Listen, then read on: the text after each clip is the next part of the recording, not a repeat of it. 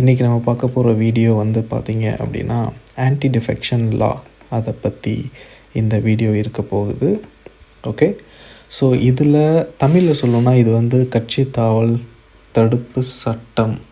Okay, so இந்த சட்டம் சொல்வது என்ன, நம்ம சொல்கிற எல்லா விஷயமே பார்த்திங்க அப்படின்னா ஆஸ் பர் கான்ஸ்டிடியூஷன். ஸோ கான்ஸ்டிடியூஷனில் என்ன சொல்லியிருக்காங்களோ அந்த விஷயத்தை பற்றி உங்களுக்கு நான் தமிழில் எளிமையாக எல்லாருக்கும் புரிகிற மாதிரி எக்ஸ்பிளைன் பண்ண போகிறேன். ஓகே, ஸோ எஸ், இதில் வேறு என்னென்னலாம் நம்ம பார்க்க போகிறோம் அப்படின்னு சொன்னிங்கன்னா, இதில் வந்து ஒரு 4 முக்கியமான பிரிவுகள் இருக்குது. Yes, of course. ஸோ இந்த ஆன்டி டிஃபெக்ஷன் லா வந்து எம்எல்ஏஸை வந்து எப்படி அஃபெக்ட் பண்ண போகுது, எம்பிஸை எப்படி அஃபெக்ட் பண்ண போகுது, இண்டிபெண்ட் எம்பிஸ் அண்ட் எம்எல்ஏஸ் அவங்கள எப்படி அஃபெக்ட் பண்ண போகுது, நாமினேட்டட் எம்பிஸ் அவங்கள எப்படி அஃபெக்ட் பண்ண போகுது. நாமினேட்டட் எம்பிஸ்னால் மக்களால் தேர்ந்தெடுக்கப்படாமல் இன்டைரக்டாக வந்து ஆர்ட் அண்ட் ஸ்போர்ட்ஸ் அண்ட் கல்ச்சரில் சம்மந்தப்பட்ட ஃபேமஸான பர்சன்ஸ்க்கு நாமினேட்டட் எம்பி பதவி வந்து வழங்குவாங்க. ஃபார் எக்ஸாம்பிள் சச்சின் டெண்டுல்கர், இவங்க ஹேமா மாலினி, இவங்க பிடி உஷா, இவர் இப்போ ரீசெண்டாக போன இளையராஜா. ஸோ இந்த மாதிரி பல விதமான எம்பிஸ் அண்ட் எம்எல்ஏஸ் இந்தியாவில் இருக்காங்க. இவங்க அத்தனை பேருக்குமே இந்த ஆன்டி டிஃபெக்ஷன் லா பொருந்துமா, எப்படி பொருந்தும்? ஓகே, அந்த கேள்விக்கான விடை இந்த வீடியோவில் இருக்குது. ஓகே, அதே மாதிரி இந்த ஆன்டி டிஃபெக்ஷன் லாவோட ஹிஸ்ட்ரி என்ன, ஏன் வந்து இந்த ஆன்டி டிஃபெக்ஷன் லாவோட தேவை வந்து ஏன் வந்து ஏற்பட்டுச்சு, ஏன் வந்து இந்த மாதிரி ஒரு லா வந்து நம்ம கொண்டு வந்தோம், என்ன நடந்துச்சு அப்படின்றத பற்றியும் நான் சொல்ல போகிறேன். அதில் முக்கியமாக நான் என்ன சொல்ல போகிறேன் அப்படின்னா, ஹரியானாவில் 1967 என்ன நடந்துச்சு, அந்த ஒரு முக்கியமான சம்பவம் தான் இந்த ஆன்டி டிஃபெக்ஷன் லா இந்தியாவில் கொண்டுட்டு வரதுக்கு ஒரு முக்கியமான காரணமாக இருந்துச்சு. அது என்ன? ஸோ இந்த எல்லா விஷயத்தையும் பற்றி நான் இதில் வந்து டீட்டெயிலாக வந்து எக்ஸ்பிளைன் பண்ணியிருக்கேன். ஸோ ஸ்கிப் பண்ணாமல் ஃபுல்லாக பாருங்கள். இந்தியன் கான்ஸ்டிடியூஷன் லா சொல்வது என்ன, ஆன்டி டிஃபெக்ஷன் லாவை பற்றி.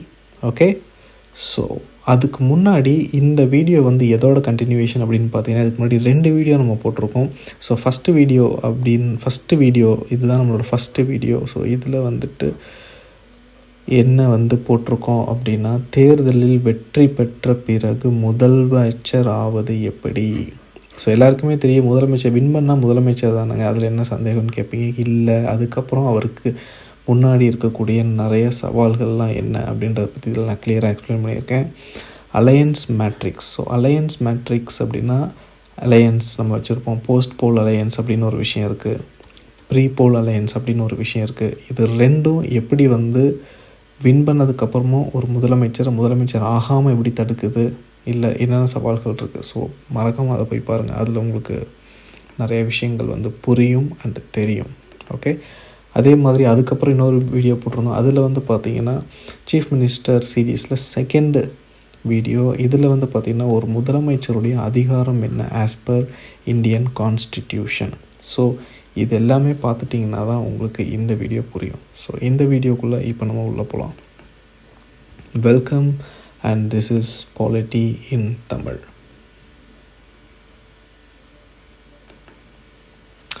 ஓகே, இப்போ நம்ம வந்து வீடியோக்குள்ளே வந்து போகலாம். ஸோ ஃபஸ்ட்டு வந்து நான் என்ன சொன்னேன் அப்படின்னா, இந்த ஆன்டி டிஃபெக்ஷன் லா. ஓகே, ஸோ இந்த ஆன்டி டிஃபெக்ஷன் லாவோட ஹிஸ்ட்ரி, ஒரு ஷார்ட் ஹிஸ்ட்ரி, ஏன் வந்து இதை கொண்டு வந்தாங்க, எப்படி கொண்டுட்டு வந்தாங்க அப்படின்னு சொல்லி நான் வந்து இதில் வந்து சொல்கிறேன். ஸோ இது வந்து பார்த்திங்கன்னா எதில் மென்ஷன் ஆகிருக்கு ஃபஸ்ட்டு. ஓகே, எதில் வந்து இது மென்ஷன் ஆகிருக்கு அப்படின்னா 10th schedule. Okay, so 10th schedule of Indian constitution. மொத்தம் நம்ம இதில் வந்து பார்த்திங்கன்னா நிறைய ஷெட்யூல்ஸ் இருக்குது.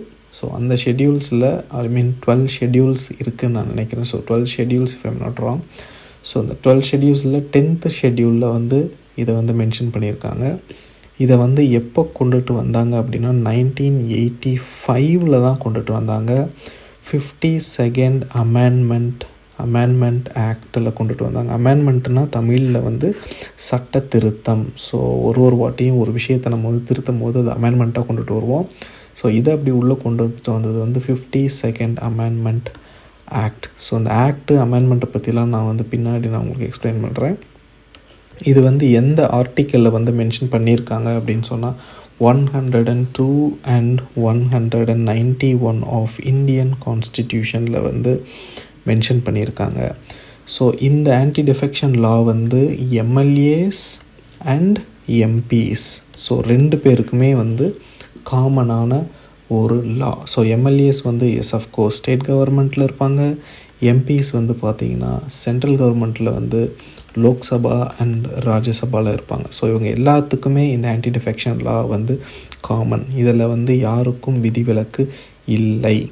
ஓகே, ஸோ நான் இதுக்கு முன்னாடி வந்து நான் அந்த ஹரியானாவில் நடந்த ஒரு சின்ன ஹிஸ்ட்ரியை பற்றி சொல்கிறேன்னு சொன்னேன். அதில் என்ன நடந்துச்சு அப்படின்னா 1967 ஹரியானாவை சேர்ந்த கயா லால் அவர் பேர். ஓகே, இந்த எம்எல்ஏ வந்து என்ன பண்ணாருன்னா ஒரே நாளில் சிங்கிள் டேயில் 3 times 3 வாட்டி வந்து கட்சி தவறினார். 3 வாட்டி ஒரே நாளில். அவர் வந்து இண்டிபெண்ட் எம்எல்ஏ. அவர் முதல்ல யுனைடெட் அலையன்ஸ்க்கு போய் சேர்ந்தார். அங்கேருந்து மறுபடியும் காங்கிரஸ்க்கு வந்தார். மறுபடியும் காங்கிரஸ்லேருந்து யுனைடெட் ஃப்ரண்ட்டுக்கே போய் ஜாயின் பண்ணிட்டார். ஒரே நாளில் 3 வாட்டி இந்த வேலையை வந்து அவர் பண்ணார். ஸோ இதெல்லாம் நடந்ததுக்கப்புறமேட்டு தான் ஏன் இந்த மாதிரி விஷயங்கள்லாம் நடக்குது, இதெல்லாம் வந்து தடுக்கிறதுக்கான ஒரு ஆயுதமாக தான் இந்த ஆன்டி டிஃபெக்ஷன் லாவை கொண்டுட்டு வந்தாங்க. ஓகே, ஸோ ஃபர்தராக இதை பற்றி அடுத்த இதில் நான் சொல்கிறேன். ஓகே, ஸோ அப்புறம் வந்து ஃபஸ்ட்டு வந்து நம்ம என்ன பார்க்க போகிறோம் இதில் அப்படின்னா, ஃபஸ்ட்டு வந்து எம்எல்ஏஸ் சொல்லியிருந்தோம். ஸோ எம்எல்ஏஸ் யார் அப்படின்னா பீப்புள் வந்து எலெக்ட் பண்ணுறவங்க. ஸோ பீப்புள் எலெக்ட் பண்ணுற ஒரு எம்எல்ஏ மக்கள்கிட்ட போய் என்ன ஓட்டு கேட்பார் அப்படின்னா he belongs to one party. So party ஏன்னு வச்சுக்கலாம், party B, party C. As usual நம்ம எடுத்துக்கிற எக்ஸாம்பிள் இதுதான். ஸோ நான் வந்து இந்த பார்ட்டியை சேர்ந்தவன், எனக்கு வந்து ஓட் பண்ணுங்கன்னு சொல்லி கேட்பார். பீப்புள் வந்து என்ன பண்ணுவாங்க அப்படின்னா இவருக்கு வந்து ஓட் பண்ணாங்க அப்படின்னா இவர் வந்து மெஜாரிட்டியில் எலெக்ட் பண்ணி வருவார். ஸோ அப்படி எலெக்ட் பண்ணி வர்ற இந்த எம்எல்ஏவோட பதவி எதனால் போகும், எந்தெந்த காரணத்தினால தான் இவர் வந்து டிஸ்குவாலிஃபை. ஓகே, ஸோ டிஸ்குவாலிஃபை வந்து எதுனாலலாம் ஆவார் அப்படின்னா இவருக்கு ஒரு 3 கண்டிஷன், முக்கியமான கண்டிஷன் இருக்குது. அதில் ஃபஸ்ட்டு வந்து பார்த்திங்க அப்படின்னா வாலண்டரியாக அவர் பார்ட்டியோட மெம்பர்ஷிப்பை வந்து கேன்சல் பண்ணுவார். ஓகே, பார்ட்டி மெம்பர்ஷிப்பை வந்து வாலண்டரியாக என்ன பண்ணுவார் அப்படின்னா கேன்சல் பண்ணுவார். அந்த பார்ட்டி எனக்கு பிடிக்கலிங்க அப்படின்னு சொல்லிட்டு அவர் வந்து வாலண்டரியாக வந்து பார்ட்டி மெம்பர்ஷிப்பை வந்து கேன்சல் பண்ணுவார். அப்படி கேன்சல் பண்ணால் இவர் டிஸ்குவாலிஃபை ஆயிடுவார். ஓகே, ஏன் அப்படின்னா இந்த எம்எல்ஏ அப்படின்ற பதவியை அந்த பார்ட்டியால் தான் இவருக்கு வந்துச்சு. ஸோ அந்த பார்ட்டியிலே இவர் இல்லை அப்படிங்கும்போது இந்த எம்எல்ஏ பதவி லாஜிக்கலாக அவருக்கு இருக்காது. ஸோ அது போயிடும். ஸோ 2வது இதில் வந்து பார்த்திங்கன்னா one party to another party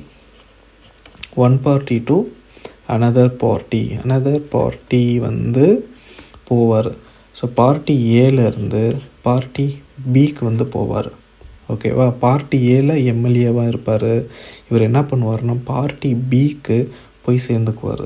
ரீசெண்டாக நடந்தது வந்து நம்ம செங்கோட்டையன் வந்து போனார், செங்ஸ் வந்து போனார். என்ன பண்ணார் அப்படின்னா ஏடிஎம்கேலேருந்து அவர் வந்து டிவிகேக்கு போய் ஜாயின் பண்ணார். ஸோ அதுக்கு போகிறதுக்கு முன்னாடி ஒரு முக்கியமான விஷயம் பண்ணார். என்ன பண்ணார் அப்படின்னா சபாநாயகரை பார்த்து அவர் வந்து ரிசிக்னேஷன் பண்ணார் எம்எல்ஏவை. அப்படி அவர் ரிசிக்னேஷன் பண்ணல அப்படின்னாலும் இது ஆட்டோமேட்டிக்காக வந்து கேன்சல் ஆயிரும். He will be disqualified as an MLA if he moves from one party to another party. Again இங்கேயும் வந்து பார்த்திங்கன்னா இந்த பார்ட்டியால் தான் நீங்கள் வந்து வின் பண்ணீங்க.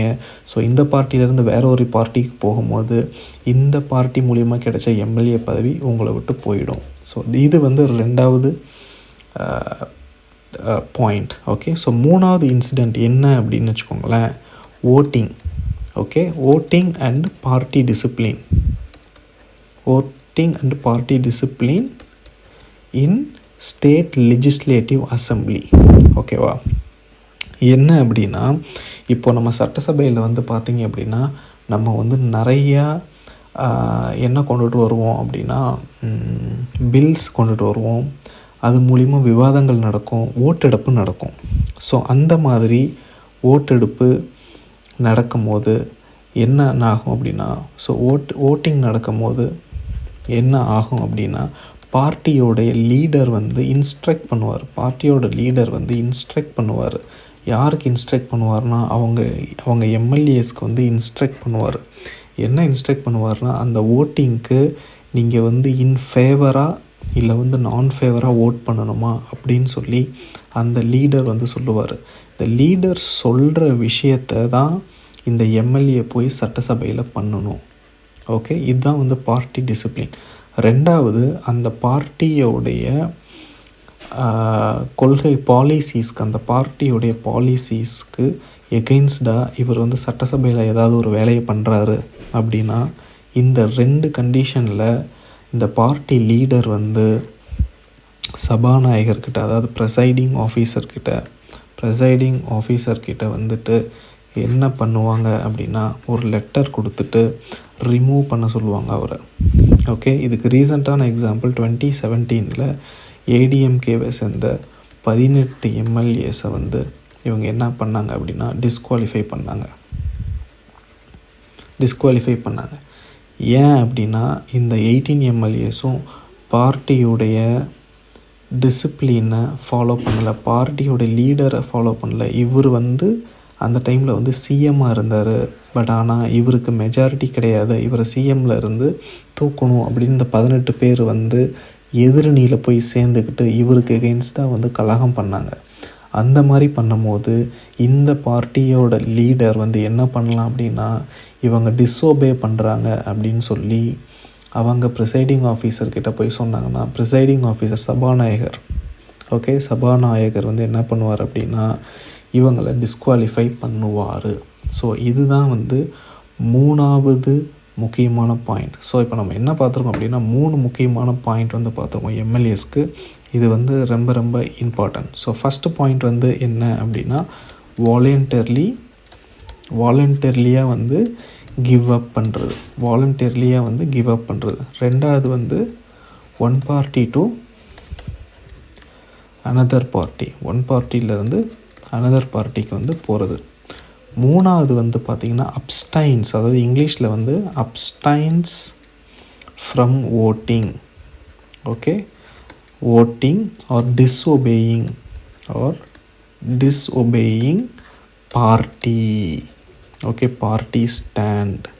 ஓகே, அவங்க பார்ட்டியோட ஸ்டாண்டுக்கு எகெயின்ஸ்டாக டிஸ்ஒபே பண்ணுறாங்க அப்படின்னா இவங்க இந்த 3 கண்டிஷன்லேயும் இவங்களுடைய எம்எல்ஏ சீட் வந்து disqualify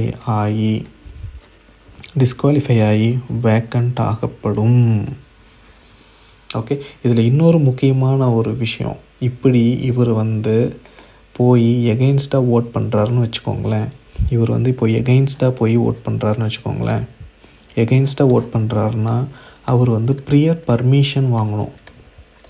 okay, prior permission from party ஹெட்டுக்கிட்ட போயிட்டு ப்ரியர் பர்மிஷன் வாங்கணும். இந்த மாதிரி இந்த நோக்கத்துக்காக நான் போய் எகெயின்ஸ்டாக ஓட் பண்ண போகிறேன் அப்படின்னு பர்மிஷன் கொடுக்க மாட்டாங்கன்னு வைங்க ரியல் டைமில். பட் ஆனால் இது பர்மிஷன் கேட்கணும் அப்படின்ற ப்ரொவிஷன் இருக்குது. இந்த ப்ரொவிஷன் வந்து கிராண்டட் அப்படின்னா பிரச்சனை இல்லை. இது நான் கிராண்டட் அப்படின்னா இவர் டிஸ்குவாலிஃபை பண்ணப்படுவார். அதே மாதிரி இவர் வந்து யார்கிட்டையும் சொல்லாமல், யார்கிட்டையும் தெரியாமல் எகெயின்ஸ்டாக ஒரு வேலையை பண்ணிட்டாருன்னு வச்சுக்கோங்களேன். பார்ட்டியோடைய ஸ்டாண்டுக்கு எகெயின்ஸ்டாக பண்ணிட்டார் அப்படின்னா இந்த எகெயின்ஸ்டாக ஏன் பண்ணார் அப்படின்ற விளக்கம் வந்து பார்ட்டியை வந்து கேட்கும். பார்ட்டி விளக்கம் கேட்டு இவருடைய விளக்கம் வந்து சரியாக இருந்துச்சுன்னா ஒன்றும் பிரச்சனை இல்லை. அப்படி இல்லைன்னா இவங்க ஏற்றுக்கலை அப்படின்னா 15 டேஸ்க்குள்ளே இந்த பார்ட்டி வந்து இவரை வந்து மன்னிக்கலை அப்படின்னா, கண்டோன் பண்ணல, மன்னிக்கலை, 15 டேஸ்க்குள்ளே, அதாவது இவர் எப்போ ஓட்டு போட்டாரோ ஓட்டு போட்டதுலேருந்து 15 டேஸ்க்குள்ளே இவர் வந்து அவங்க பார்ட்டிக்கிட்ட இருந்து கண்டோன் வாங்கணும், மன்னிப்பு வாங்கணும். அப்படி அவங்க மன்னிக்கலை அப்படின்னா he will be removed as MLA. So இதுதான் வந்து 3 முக்கியமான points for disqualifying and elected MLA in state government. ஓகேவா? ஸோ அடுத்து வந்து என்ன அப்படின்னா இண்டிபெண்ட் எம்எல்ஏஸ். ஸோ இண்டிபெண்ட் எம்எல்ஏஸை வந்து பார்த்தோம் அப்படின்னா இவங்க தான் வந்து எந்த பார்ட்டியுமே சேர்ந்தவங்க கிடையாது. ஸோ இவங்களுக்கு வந்து பார்ட்டியே கிடையாது. இவங்க வந்து ஓட்டு வாங்கினது வந்து எப்படி ஓட்டு வாங்கியிருப்பாங்க அப்படின்னா, I am not belong to any party, நான் வந்து எந்த பார்ட்டியும் சேர்ந்தவன் இல்லை அப்படின்றத மாதிரி சொல்லி தான் இவங்க ஓட்டு வாங்குவாங்க. அதை நம்பி தான் இவங்க மக்கள் என்ன பண்ணுவாங்க அப்படின்னா இவருக்கு ஓட்டு போடுவாங்க. ஓகே, அதை மீறி இவர் போய் வின் பண்ணதுக்கப்புறம் ஏதாவது ஒரு பார்ட்டி கூட சேர்ந்துக்கிட்டாரு அப்படின்னா இவருடைய போஸ்ட்டும் வேக்கண்ட் ஆகப்படும். He is also disqualified. Okay, so இண்டிபெண்ட்டாக நீ ஜெயிச்சனா இண்டிபெண்ட்டாகவே தான் நீ இருக்கணும். வேறு கட்சியில் போய் நீ சேர்ந்துக்கிட்ட அப்படின்னா you will be disqualified. Okay, so இந்த இந்த இந்த பாயிண்ட்டு தான் ஒரே ஒரு பாயிண்ட் இண்டிபெண்ட் எம்எல்ஏஸ்க்கு, சுயேட்சையாக நின்று ஜெயித்தவங்களுக்கு. ஓகே, அடுத்து வந்து பார்த்திங்கன்னா நாமினேட்டட். ஓகே, நாமினேட்டட் வந்து நான் சொன்னேன் இல்லையா, ஸோ எம்பிஸ் அண்ட் எம்எல்ஏஸும் நாமினேட்டட் இருக்காங்க. அதை பற்றி நான் உங்களுக்கு கிளியராக சொல்கிறேன், இதில் சொன்னால் டைம் பார்த்தாது. ஸோ எம்பிஸ் அண்ட் எம்பிஸ் வந்து நாமினேட் பண்ணியிருப்பாங்க. ஸோ ஆர்ட் அண்ட் கல்ச்சரில், ஸோ ஆர்ட்டு கல்ச்சர் ஸ்போர்ட்ஸில் வந்து யார் வந்து ஒரு ஃபேமஸான ஐக்கானாக இருக்காங்க, இந்தியாவுக்கு வந்து ஒரு பெருமை தேடி தந்த வகையில் இருக்காங்களோ அவங்கள பிரசிடெண்ட் வந்து நாமினேட் பண்ணி எம்பிஸ் ஆக்குவாங்க. ஓகே, இவங்க வந்து ராஜ்யசபாவில் இருப்பாங்க.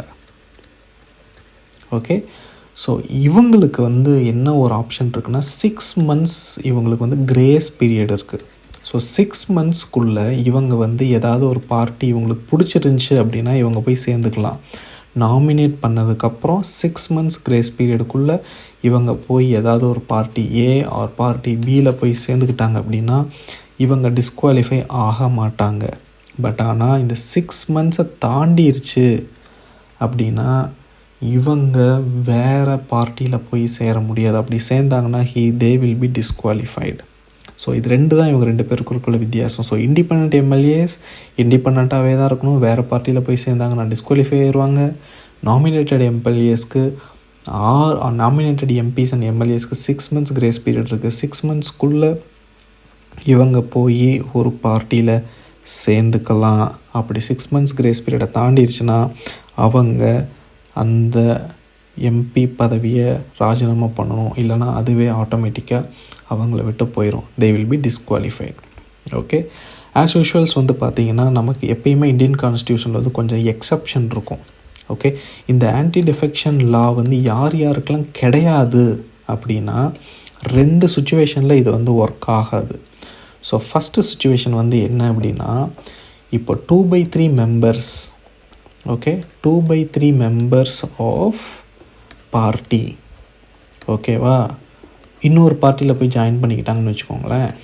For example, okay, party A, party B, party சின்னு இருக்குன்னு வச்சுக்கோங்க. பார்ட்டி ஏக்கு வந்து 90 எம்எல்ஏஸ் சட்டசபையில் இருக்காங்க, பார்ட்டி பிக்கு 30 இருக்காங்க, பார்ட்டி சிக்கு 40 இருக்காங்கன்னு வச்சுக்கோங்களேன்.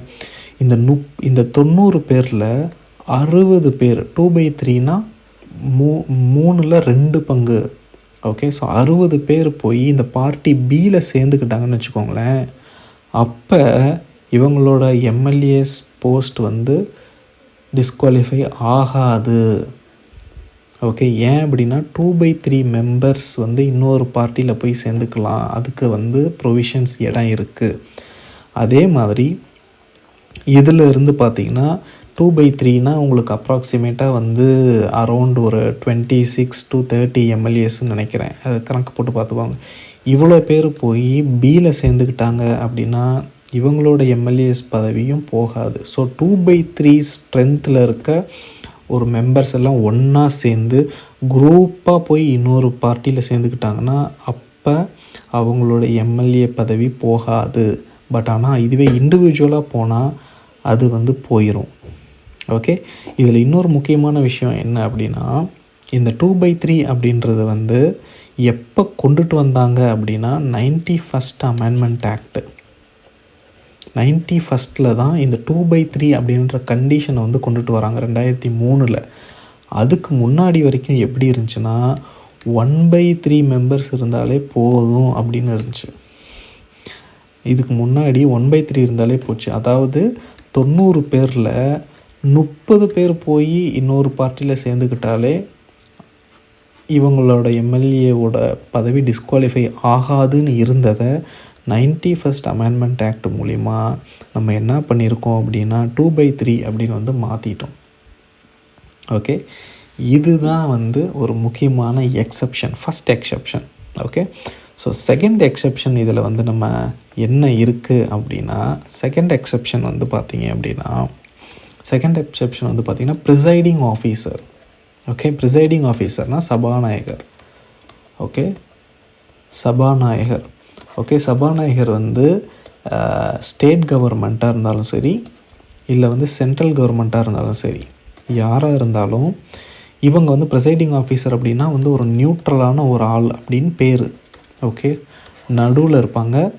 ஸோ இந்த பக்கம் வந்து ரூலிங் பார்ட்டி இருக்கும், இந்த பக்கம் வந்து பார்த்திங்கன்னா ஆப்போசிஷன் பார்ட்டி இருக்கும். ஸோ இவங்க 2 பேருக்கும் நடுவில் நியூட்ரலாக இருக்கணும் அப்படின்ற ஒரு கருத்தை மனசில் வச்சுக்கிட்டு இவர் என்ன பண்ணலாம் அப்படின்னா, தன்னுடைய பார்ட்டியிலேருந்து இவர் வந்து ரிசைன் பண்ணலாம். ஓகே, ஸோ பார்ட்டியிலேருந்து இவர் என்ன பண்ணலாம் அப்படின்னா ரிசைன் பண்ணலாம். ஓகே, நான் தான் முன்னாடி வந்து ரூலிங் பார்ட்டியில் இருந்தேங்க, இப்போ நான் வந்து ப்ரிசைடிங் ஆஃபீஸர் ஆகிட்டேன், நான் வந்து நடுநிலைமையாக இருந்து யாருக்கும் சாதகம் பாதகம் இல்லாமல் நான் என் வேலையை செய்யணும் அப்படின்றதுக்காக நான் வந்து என்னோடய போஸ்ட்டை ரிசைன் பண்ணுறேன்னு இவர் ரிசைன் பண்ணார் அப்படின்னா இவருடைய எம்எல்ஏ பதவி போகாது. ஓகே, மறுபடியும் இவரோட டென்யூர் முடிஞ்சோடனே திரும்ப போய் அதே பார்ட்டியில் போய் சேர்ந்துக்கலாம். ஆனால் இந்த மாதிரி யாராவது பண்ணியிருக்காங்களான்னு கேட்டிங்கன்னா ரொம்ப ரொம்ப ரேரு, யாருமே பண்ணது கிடையாது. அந்த மாதிரி யாருமே அப்படி இருக்க மாட்டாங்க. நம்ம நிறைய எக்ஸாம்பிள் பார்த்துட்டோம். ஆனால் ஒரே ஒரு வாட்டி என்ன ஆச்சு அப்படின்னா, சஞ்சீவ ரெட்டி. ஓகே, சஞ்சீவ ரெட்டி அப்படின்னு வந்து ஒரு எம்பி. ஓகே, லோக்சபாவில். ஓகே, ஸோ லோக்சபாவில் என்ன பண்ணார், 1967, இதுவும் 1967 தான். 1967 அவர் என்ன பண்ணார் அப்படின்னா ரிசைன் பண்ணார் பார்ட்டியிலேருந்து. மறுபடியும் வந்து இவரோட பீரியட் முடிஞ்சோன்னா மறுபடியும் போய் ரீஜாயின் பண்ணிக்கிட்டார். இவர் வந்து காங்கிரஸை சேர்ந்தவர். ஓகே, இந்த ஒரு எக்ஸப்ஷன் மட்டும்தான் இருக்குது. அதுக்கப்புறம் இன்றைக்கி வரைக்கும் சபாநாயகர்னாலே பஞ்சாயத்து தான் இந்தியா ஃபுல்லாக. ஸோ இதுக்கப்புறம் யாருமே வந்து நடந்தது கிடையாது. ஸோ இது வந்து 2 எக்ஸப்ஷன். ஸோ இதுதான் வந்து 2 எக்ஸப்ஷன். ஸோ என்னென்னா நம்ம 2 எக்ஸப்ஷன் வந்து பார்த்துருக்கோம் அப்படின்னா, ஃபஸ்ட் எக்ஸப்ஷன் வந்து 2/3 மெஜாரிட்டி பீப்புள் போய் கும்பலாக அப்படியே கும்பலாக போய் ஒரு பார்ட்டியிலேருந்து இன்னொரு பார்ட்டியில் சேர்ந்துக்கிட்டாங்க அப்படின்னா நோ ப்ராப்ளம். ஓகே, ரெண்டாவது ப்ரிசைடிங் ஆஃபீஸர் சபாநாயகர் வந்து நான் வந்து நியூட்ரலாக இருக்கணுங்க 2 பேருக்கும் அப்படின்னு இவர் வந்து ரிசைன் பண்ணிட்டார் அப்படின்னா அவரோட எம்எல்ஏ பதவி வந்து போகாது. ஸோ இந்த 2 சுச்சுவேஷனில் மட்டும்தான் வராது. இதில் உங்களுக்கு இன்னொரு கொஷின் ஒன்று தரேன், சுவாரஸ்யமான ஒரு கொஷின். இதில் என்ன அப்படின்னா, மகாராஷ்டிரா கவர்மெண்ட்டை நம்ம எடுத்துக்கோம். மகாராஷ்டிராவில் என்ன நடந்தது 2019? ஓகே, சிவசேனா கிட்ட 55 எம்எல்ஏஸ் இருந்தாங்க. ஷிண்டேக்கு சப்போர்ட்டாக 30 எம்எல்ஏ இருந்தாங்க. ஓகே, இந்த 30 எம்எல்ஏ வந்து நாட் 2/3 மார்க். ஓகே, ஆனால் இவங்க 30 பேரும் என்ன பண்ணாங்க, இந்த பார்ட்டிக்கு எகெயின்ஸ்டாக போய் இன்னொரு பார்ட்டிக்கு இவங்க விருப்பம் இல்லாமல் போய் சப்போர்ட் பண்ணாங்க. ஆனால் இவங்க மேலே ஆன்டி டிஃபெக்ஷன் லா வந்து பாஸ் ஆகலை. ஆன்டி டிஃபெக்ஷன்லேருந்து இவங்க தப்பிச்சாங்க. எப்படி தப்பிச்சாங்க அப்படின்னு நீங்கள் சர்ச் பண்ணி பாருங்கள், ரொம்ப இன்ட்ரெஸ்டிங்காக இருக்கும். அது எப்படி தப்பிச்சாங்க அப்படின்றத நான் வந்து அடுத்த வீடியோவில் கிளியராக எக்ஸ்பிளைன் பண்ணுறேன். ஸோ இப்போதைக்கு இந்த ஹிண்ட் மட்டும் நான் உங்களுக்கு தரேன். ஓகேவா? ஸோ அடுத்து வந்து பார்த்தீங்க அப்படின்னா, ஓகே, இப்போ வந்து டிஸ்குவாலிஃபை வந்து எம்எல்ஏ ஆவாங்கன்னு சொன்னேன். ஓகே, டிஸ்குவாலிஃபை ஆவாங்க. ஸோ இந்த டிஸ்குவாலிஃபையை வந்து யார் பண்ணுவா அப்படின்னா சபாநாயகர் தான் பண்ணுவார். ஓகே, சபாநாயகர் தான் வந்து ஒருத்தர் டிஸ்குவாலிஃபை பண்ணுற அதிகாரம் இருக்குது. எப்படி பண்ணுவாங்க அப்படின்னா, அந்த பார்ட்டி லீடர், நான் சொன்னல பார்ட்டி லீடர் வந்து என்ன சொல்லுவார் அப்படின்னா, இந்த மாதிரி இந்த மெம்பர் எக்ஸ் அப்படின்ற மெம்பர் வந்து எங்கள் பார்ட்டிக்கு எகெயின்ஸ்டாக சட்டசபையில் ஓகே லெஜிஸ்லேச்சரில் வேலை பார்த்துட்ருக்காரு, இவரை வந்து எம்எல்ஏ பதவியிலேருந்து தூக்குங்க அப்படின்னு சொல்லி இவங்கக்கிட்ட போய் லெட்டர் கொடுத்தாங்க அப்படின்னா இவர் வந்து இவங்கள வந்து டிஸ்குவாலிஃபை பண்ணிடுவார். ஓகே, டிஸ்குவாலிஃபை பண்ணிடுவார். எவ்வளோ நாளில் வந்து இவங்க லெட்டர் கொடுத்து இவர் டிஸ்குவாலிஃபை பண்ணணும் அப்படின்னா அங்கே தான் ஒரு பெரிய லூப் ஹோல் இருக்குது. இவருக்கு டைம் பீரியட் கிடையாது, நோ டைம் பீரியட். ஓகே, அவர் வந்து லெட்டர் கொடுத்துட்டிங்களா, ஓகே உங்கள் வேலையை பாருங்கள், நான் வந்து எப்போ டிஸ்மிஸ் பண்ணுவோம் அப்போ டிஸ்குவாலிஃபை பண்ணிக்கிறேன் அப்படின்னு சொல்லுவார். So no time period. இப்போ வரைக்கும் அவருக்கு நோ டைம் பீரியட் இல்லை. ஓகே, அதே மாதிரி இவர் தான் வந்து கடைசி அதிகாரமாக, இவர் யாரை வேணால் நீக்கலாமா அப்படின்னா இவர் யாரை வேணால் நீக்கலாம். எந்த பார்ட்டி இவர்கிட்ட லெட்டர் கொடுத்து அவங்க எம்எல்ஏ வந்து நீக்க சொல்கிறாங்களோ இவர் நீக்கிறதுக்கான அதிகாரம் இவருக்கு இருக்குது. ஆனால் இவர் நீக்கிறது வந்து நியாயமாக நீக்கணும். அன்கான்ஸ்டிடியூஷனல்னால் சட்டத்துக்கு விரோதமாக இவர் வந்து ரிமூவ் பண்ணாருன்னு வச்சுக்கோங்களேன் யாரையாவது, அந்த டைமில் வந்து அவங்க ஜுடிஷியல் ரிவ்யூ போகலாம். ஜுடிஷியல் ரிவ்யூனால் கோர்ட்டில் போய் கேஸு போட்டு இவங்க வந்து அந்த டிஸ்குவாலிஃபிகேஷனை சேலஞ்ச் பண்ணலாம் கோர்ட்டில். ஓகே, அந்த அதிகாரம் இருக்குது. ஓகேவா, இந்த அதிகாரம் வந்து எப்போ கொண்டுட்டு வந்தாங்க அப்படின்னா 1993 ஒரு கேஸ் நடந்தது. இந்த கேஸ் வந்து யார் போட்டா அப்படின்னா கிஹோட்டோ ஹோலோஹாம் அதான் ஒரு பேர். அதெல்லாம் ஞாபகம் வச்சுன்னு அவசியம் இல்லை, பட் நான் இதோட ஹிஸ்ட்ரியை சொல்கிறேன் ஓவராக. ஸோ இவர் போட்ட கேஸில் சுப்ரீம் கோர்ட் வந்து ரூல் பண்ணியிருக்கு, நீங்கள் நினச்ச மாதிரியெல்லாம் யாரையும் வந்து ஒருத்தரை வந்து அன்கான்ஸ்டிடியூஷனலாக சட்டத்துக்கு விரோதமாக ஒருத்தரை நீங்கள் ரிமூவ் பண்ண முடியாது.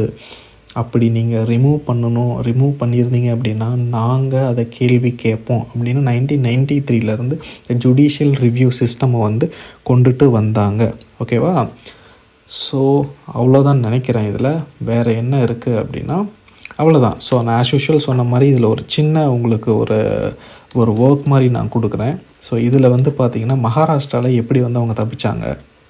ஓகே, மகாராஷ்டிராவில் அவங்க எப்படி வந்து தப்பிச்சாங்க அப்படின்னு பாருங்கள். ஏன் வந்து ஆன்டி டிஃபெக்ஷன் லா வந்து அவங்க மேலே வந்து பாஸ் ஆகலை அப்படின்னு சொல்லி பாருங்கள். ஆன்டி டிஃபெக்ஷன் லா மேலே தப்பு இருந்துச்சா இல்லை வந்து இவங்க தப்பாக புரிஞ்சுக்கிட்டு மாட்டிக்கிட்டாங்களா? இதில் ஷிண்டே மேலே தப்பா, இல்லை உத்தவ் மேலே தப்பா, இல்லை நம்ம கான்ஸ்டியூஷன் மேலே தப்பா அப்படின்றத நான் அடுத்த வீடியோவில் உங்களுக்கு எக்ஸ்பிளைன் பண்ணுறேன் கிளியராக. So until then this is polity in Tamil signing off. So அதுக்கு முன்னாடி வீடியோவுக்கு சப்ஸ்கிரைப் பண்ணாதவங்க சப்ஸ்கிரைப் பண்ணுங்கள், சேனலுக்கு லைக் பண்ணுங்கள், கமெண்ட் பண்ணுங்கள், ஷேர் பண்ணுங்கள். And I hope this is useful to you. So அடுத்த வீடியோவில் சந்திக்கும் வரை தேங்க்யூ அண்ட் பாய்.